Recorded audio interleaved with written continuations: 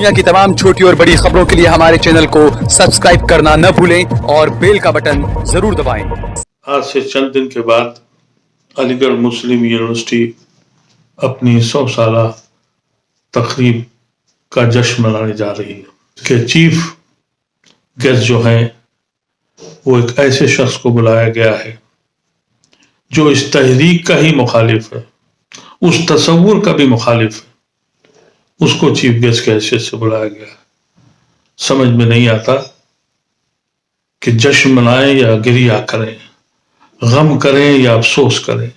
हमने तो ये सोचा था कि 100 साल का जब ये जश्न मनेगा तो दुनिया का मशहूर तरीन जो आज के दौर का जो एजुकेशनलिस्ट होगा, जो थिंकर होगा, जो फिलासफर होगा, जो साइंटिस्ट होगा, उसको बुलाएंगे। क्या वो आप उनसे बुलवा पाएंगे कि 1 साल पहले उन्हीं की हुकूमत और उन्हीं के उत्तर प्रदेश की सरकार ने इनकी ईमा और इनको खुश करने के लिए लड़कों के ऊपर लाठीचार्ज किया था 8-9 घंटे तक, मर्चेंट कोर्ट में गैस का सिलेंडर फेंका था। आज भी उन बच्चों पे मुकदमे चल रहे हैं। इसका सवाल पूछा था आपने? ये जवाब देंगे?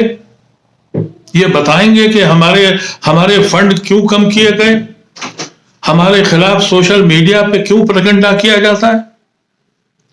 लेकिन कहने को यह है कि हम बहुत कुछ हासिल कर लेंगे। आप देख रहे हैं देश लाइव, देश की आवाज। आज से चंद दिन के बाद अलीगढ़ मुस्लिम यूनिवर्सिटी अपनी 100 साला तकरीब का जश्न मनाने जा रही है। हर अलीगढ़ के वो शख्स, चाहे वो अलीगढ़ का पढ़ा हुआ हो या बही खाने सर सैयद हो या बरादराने सर सैयद हो, गमगुसाराने सर सैयद हो, सबके लिए बड़ा अहम दिन है। लेकिन जब ये सुना आज से चंद दिन पहले कि इसके चीफ गेस्ट जो हैं वो एक ऐसे शख्स को बुलाया गया है जो इस तहरीक का ही मुखालिफ है, उस तसव्वुर का भी मुखालिफ है, उसको चीफ गेस्ट की हैसियत से बुलाया गया है। समझ में नहीं आता कि जश्न मनाएं या गिरिया करें, गम करें या अफसोस करें। कैसे कहें अपने को कि हम क्या करने जा रहे हैं?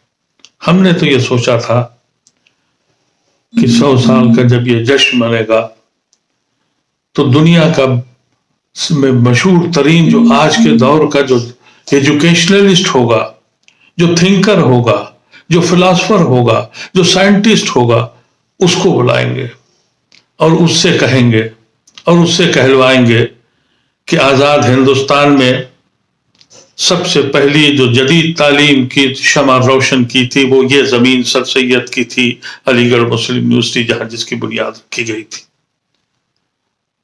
यहां हिंदुस्तान में भी अमर्द हुसैन और न जाने कितने ऐसे लायक लोग हैं जिनको बुलाना चाहिए था, जिनका तालीम से ताल्लुक था, लेकिन बुलाया एक ऐसे शख्स को जिसका तसव्वुर ही और जिसका पूरा कॉन्सेप्ट ही इस तसव्वुर के खिलाफ है, जिसकी जिंदगी का मकसद ही यह है कि इस कौम को तालीम से और उसकी तरक्की से कमजोर करना है।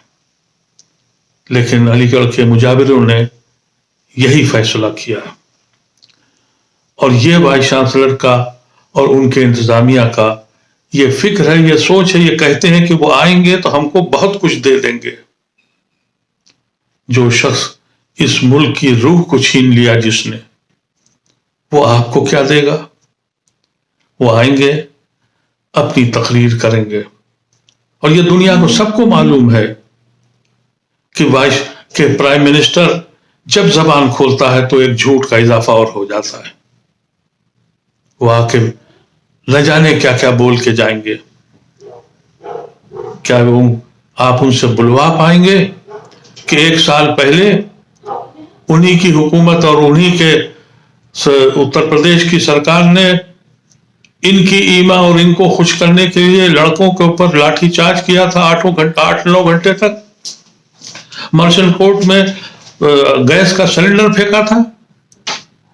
آج بھی ان بچوں پہ مقدمے چل رہے ہیں. اس کا سوال پوچھا تھا آپ نے؟ یہ جواب دیں گے؟ یہ بتائیں گے کہ ہمارے فنڈ کیوں کم کیے گئے؟ ہمارے خلاف سوشل میڈیا پہ کیوں پروپیگنڈا کیا جاتا ہے؟ لیکن کہنے کو یہ ہے کہ ہم بہت کچھ حاصل کر لیں گے. میں کیا کہوں؟ اس فکر کو کیا کہوں جو اپنی ذات کے لیے اور اپنی بچاؤ کے لیے اپنی قربانی، اتنی بڑی قربانی کو بیچنے میں تیار ہو گیا ہے. اب تو اولڈ بوائز الملائی ایسوسیشن سے پوری دنیا میں موجود ہیں. سن 65 سے سن 84 تک انہوں نے علی گڑھ کی مائنارٹی کریکٹر کے لیے بہت کوشش کی تھی. اب تو وہاں بھی امید مجھے نہیں دکھائی پڑتی، کیونکہ اب جو الملائی ایسوسیشنز ہیں وہ سر سید کا قورمہ کھا کر یا تو مشاعرے کرواتی ہیں یا ماضی کے حال پہ بہترین تقاریریں کرتی ہیں، جن کے ذہن میں مستقبل کا خاکہ بنانے کا کوئی خواب بھی نہیں ہے، کوئی تصور بھی نہیں. ایسے دن ہم خوشی منائیں یا غم کریں، ہمیں نہیں معلوم کہ کیا فائدہ ہوگا اور کس طریقے سے فائدے ملیں گے. اگر کوئی غلط فہمی میں ہے تو ہم انتظار کریں گے، پھر آپ سے پوچھیں گے کہ آپ کی اپنی زندگی تو بن جائے گی. ہم آپ سے مختلف وقتوں پہ کبھی آپ کو گورنر کی حیثیت سے، کبھی منتری کی حیثیت سے، کبھی ممبر آف پارلیمنٹ کی حیثیت سے سلام کرنے ضرور آئیں گے. لیکن آپ نے ہماری درسگاہ کے ساتھ انصاف نہیں کیا ہے. ان سارے لوگوں کو جو آج ہمارے بیچ نہیں ہیں، ان کی روح کو ان کی قبروں میں تڑپا دیا ہے. آپ کو کوئی نہیں ملا تھا، کوئی پڑھا لکھا، کوئی دانشور، کوئی احسان مند ایسا شخص نہیں ملا جس نے انسانیت کے لیے کوئی کام کیا ہو. آپ کو صرف اور صرف ایک خوف ہے، ایک ڈر ہے، لالچ ہے اور اپنی زندگی کو بچانے کا ایک خیال ہے، جس کے لیے آپ نے اتنا بڑا جرم کیا ہے. میں تو یہ بھی نہیں کہہ سکتا بچوں سے کہ تم اختلاف کرو. میں تو یہ بھی نہیں کہہ سکتا کہ آپ میرے ساتھ آئیں. لیکن میرے ایسے لوگ آج اس دن کے جس کے انتظار میں تھے جشن منانے کے، آج ماتم کر رہے ہیں. کچھ تو سوچا ہوتا.